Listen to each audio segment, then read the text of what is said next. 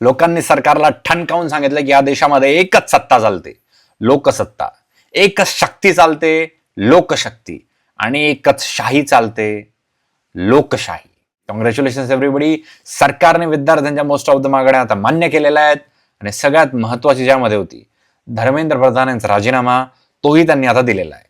खरं तर सुरुवातीपासूनच असा सुगावा लागलेला होता की हे आंदोलन काही साधं होणार नाहीये, हे ऐतिहासिक होणार आहे. तुम्ही बघा ना, हे आंदोलन रस्त्यांवर ज्यांनी फेमस केलं ना, सगळ्यात जास्त फोमो ज्यांनी क्रिएट केला ते जेन झी यांनी केला. त्याला फंड केलं मिलेनियल्सनी, आणि दोघांनी मिळून कोणाच्या भविष्यासाठी केलं? जेन अल्फाच्या भविष्यासाठी.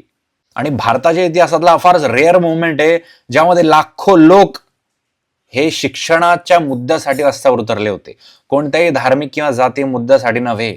या आंदोलनामुळे जो पायंडा पडणार आहे ना, की सरकारला अकाउंटेबल ठरवण्याचा, वेगवेगळ्या खात्यांनी आपापलं चांगलं काम करण्याचा, नाहीतर आपली खुर्सी सुद्धा जाऊ शकते, आपल्याला राजीनामा सुद्धा द्यावा लागू शकतो, हा जो पायंडा पडणार आहे ना, हा अत्यंत महत्वाचा आहे. आणि जेव्हा लोक प्रोटेस्ट एन्जॉय करायला लागतात ना, जेव्हा त्यांच्यातली भीती नाहीशी होऊन जाते, उलट त्या आंदोलनात सहभागी होण्यासाठी जेव्हा फोमो तयार होतो, त्या आंदोलनाला तुम्ही कसं हरवणार रे? भारत हा देश बनला सुद्धा आंदोलनांमुळे, आणि तो पुढे घडणार आहे सुद्धा आंदोलनांमुळेच. या आंदोलनामुळे देशभक्ती नसांमध्ये धावायला लागली, आणि महात्मा गांधी, बाबासाहेब आंबेडकर, भगतसिंग हे पुन्हा आल्यासारखं वाटू लागलं. सगळ्यांनी दाखवून दिलं की आपण कोणी साधी सुधे नाही आहोत, आम्ही भारताचे लोक आहोत. We the people of India.